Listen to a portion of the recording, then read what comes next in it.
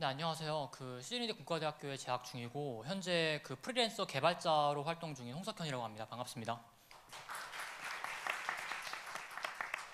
사실 이제 오늘 소개드릴 내용 같은 경우는 제가 기본적인 틀 같은 경우는 1년 정도 개발을 진행해온 사항이고, 그리고 일부 기술에 대해서는 현재 등록 특허를 보유하고 있는 상황입니다. 그럼에도 불구하고 이렇게 이제 공개석상에서 소개를 해드리는 거는 이제 거의 처음이라서 최대한 이제 간략하게만 이제 기술적인 내용들은 싹 제외하고 조금 비즈니스적인 면에서 의의에 초점을 맞춰서 진행을 좀 하도록 하겠습니다.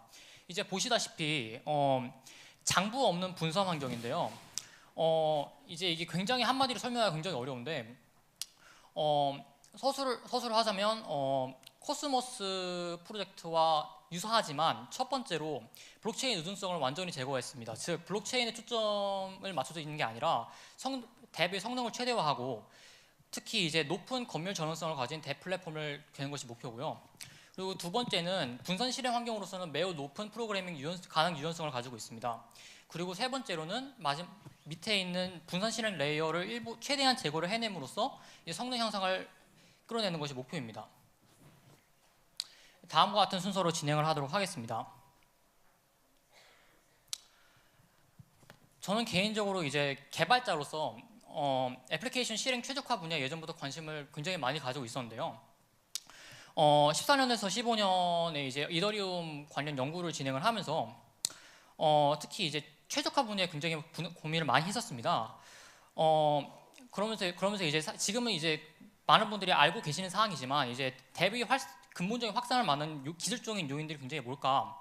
결국에는 이제 플랫폼에 대한 개발자들이 참여가 굉장히 저조하다는 것이고, 그리고 거기에 대한 이유는 이제 첫 번째로는 이제 프로그래밍 가능 유연성이 굉장히 낮고, 두 번째로 성능이 즉 블록체인 플랫폼에 가져다 주는 성능이 그 비용 즉 가스량에 비해서 지나치게 낮다.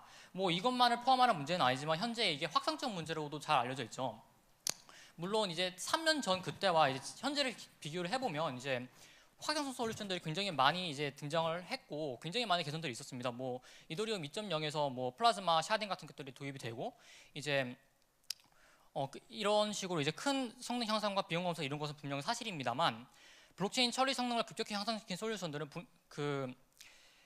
분명 매우 훌륭한 업적입니다. 하지만 컨센서스와 큰 관련이 없는 부분까지 블록체인에 묶어두는 것은 블록체인 처리 성능이 아무리 크게 향상이 되더라도 궁극적으로는 보틀렉을 야기할 수밖에 없고, 따라서 이제 구조가 계속해서 복잡해지기 때문에 시스템 관리가 더욱 어려워질 수밖에 없습니다. 제가 이제 그래서 물어본 것은 라이너 블록체인 구조의 보틀렉이 지나치게 심한데 덜 복잡하면서 분산 애플리케이션 실행 성능을 향상시킬 수 있는 블록체인 구조가 없을까 해서 제가 내놓은 답변은 애플리케이션이 블록체인 트랜잭션이 처리 성능에 매여 있지 않도록 애플리케이션 실행 레이어를 최하단으로 끌어내리는 방식으로 런타임 구조를 변경하는 것이었습니다. 이제 현재까지 이제 구현이 진행 중인 사항들이고요. 이제 자세하게 설명은 안 하겠지만 제일 밑에 보시면 밑에 블록체인이 없고 위에 애플리케이션 레벨의 블록체인이 있습니다. 이게 그 블록체인을 플랫폼으로서가 아니라 애플리케이션으로서 취급을 하겠다는 건데요. 컨센서스가 필요할 때마다 블록체인을 마치 애플리케이션처럼 저 컨테이너 내에서 즉시 불러와서 컨센서스면 활용을 하고 다시 이제 리소스가 필요할 때는 그걸 다시 반환하는 방식으로 성능 구현이 진행을 되게 됩니다. 그렇다면 이제 무결성 문제가 발생을 하죠. 블록체인이 없으면 대체 이 코드의 무결성이나 합의는 어떻게 이룰 거냐. 그래서 이런 식으로 이제 버리피케이션 게임 형식으로 추가적으로 이제 무결성 보증 알고리즘을 이런 식으로 이제 구현을 해봤습니다. 이제 몇 가지 장점들이 있는데요. 첫 번째는 코드의 중복 실행을 크게 줄일 수 있습니다. 이를 통해서 이제 실행 비용을 감소시킬 수 있고, 두 번째로는 블록체인과는 별개의 런타임으로 구동이 되기 때문에 블록체인이 처리 성능 향상에 애플리케이션 처리 성능이 전적으로 의존하지 않습니다. 다시 말해서 처리 성능이 향상될 수 있고요. 처리 성능 향상, 그리고 폴리시 오버라이드라고 해서 코드가 종류가 두 가지입니다. 그래서 뭐 컨센서스 알고리즘이라든지 뭐 토큰 이코노미라든지 이런 사항들은 분리돼서 조정이 되는데, 이를 통해서 네트워크 상황 변동에 유효한 대처가 가능하고 마지막으로 애플리케이션 확장성 및 보안을 향상할 수 있다는 큰 장점이 있습니다. 이런 식으로 이제 덱이 구성이 되는데요. 보시다시피 이제 블록체인 덱과 외부체인 연결이 블록체인 레이어가 하나 있고 폴리시 오버라이드 데이터가 하나 있고 마지막으로 실질적으로 구동되는 애플리케이션 스페시픽 코드가 있습니다. 즉 필요할 때만 애플리케이션마다 블록체인을 생성해 편하게 불러오자라는 것이고, 이를 통해서 이제 보다 빠른 블록체인 프로젝트 런칭, 뭐 네트워크 상황 변동에 따라서 굉장히 유효한 대처가 가능하고요. 블록체인에 대해서 보다 직접적인 제어가 가능할 뿐만 아니라 기존 블록체인 네트워크와 연결되지만 그 블록체인에 매여 있지 않은 독립 DApp을 작성할 수 있다는 장점이 있고요. 가장 중요한 것은 기능은 제한되더라도 이론상으로 블록체인이 없더라도 앱 개발이 이론상 가능하다는 것입니다. 몇 가지 사용 사례를 들고 왔는데